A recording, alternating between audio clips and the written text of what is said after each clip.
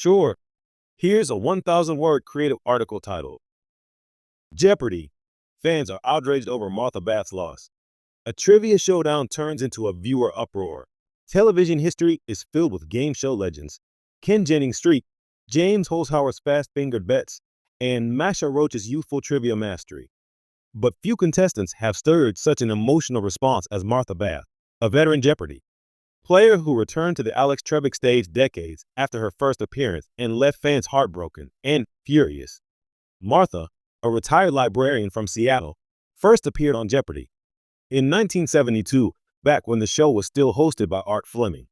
Returning 50 years later, this soft-spoken woman with a sharp wit and gleaming silver hair instantly captured hearts. Her appearance was more than just nostalgic, it was triumphant. In an era when TV is saturated with gimmicks and drama, Martha brought class, grace, and old-school trivia grit to the stage. So when she lost under controversial circumstances, fans were not just surprised, they were outraged. A game to remember, Martha's return had already become a minor cultural event. In her first episode back, she not only won handily, but impressed with her cool command of categories ranging from ancient history to classic literature. Viewers praised her for her poised demeanor and encyclopedic knowledge. The internet dubbed her the comeback queen. But then came the episode that sent shockwaves across the fandom. The final Jeopardy! Clues seemed simple, deceptively so. The category: U.S. Cities. The clue: this city's name comes from a Native American word meaning good land and was once the capital of a nation within a nation. Martha buzzed inconfidently. Her answer: what is Milwaukee? The crowd murmured. Correct.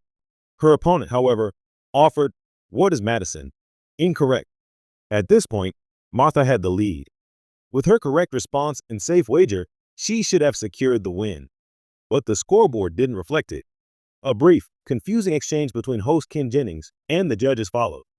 Then came the stunning announcement: a scoring discrepancy. Apparently, Martha had mispronounced a previous clue involving a French artist, saying Monet instead of Manet, and was belatedly docked points. The result? She lost by $200. Fans react. She was robbed. Social media erupted. Within minutes, hashtags like #JusticeFor Martha, #JeopardyFix, and #BringBackBath were trending on X, formerly Twitter. Fans, including former contestants and trivia aficionados, blasted the decision to retroactively penalize her answer. She clearly knew the difference between Monet and Manet, one user posted. The pronunciation wasn't that far off, certainly not enough to overturn the game after Final Jeopardy! Another wrote, Martha Bath came back after 50 years, crushed it with dignity, and this is how it ends? Jeopardy! Owes her better. Even some former champions weighed in. Amy Schneider tweeted, that was not just a misjudgment, it was a disrespect to a legend. The pronunciation controversy, the debate quickly morphed into a broader discussion about Jeopardy's long-standing rules around pronunciation. While the show has always demanded precise answers, many fans felt the judges were too strict, and inconsistently so.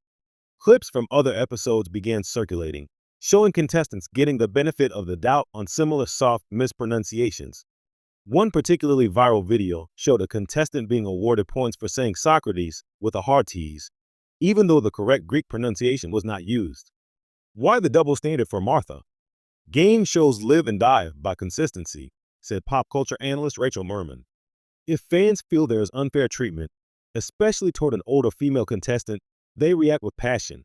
And rightfully so. Symbol of more than trivia. What's remarkable about the Martha Bath uproar is that it goes far beyond the mechanics of game show rules. It became a cultural moment, an outcry not just for fairness in trivia, but for the respect of history, age, and quiet intelligence. Martha represented something rare, wrote one blog. She wasn't flashy. She wasn't theatrical. She was just really, really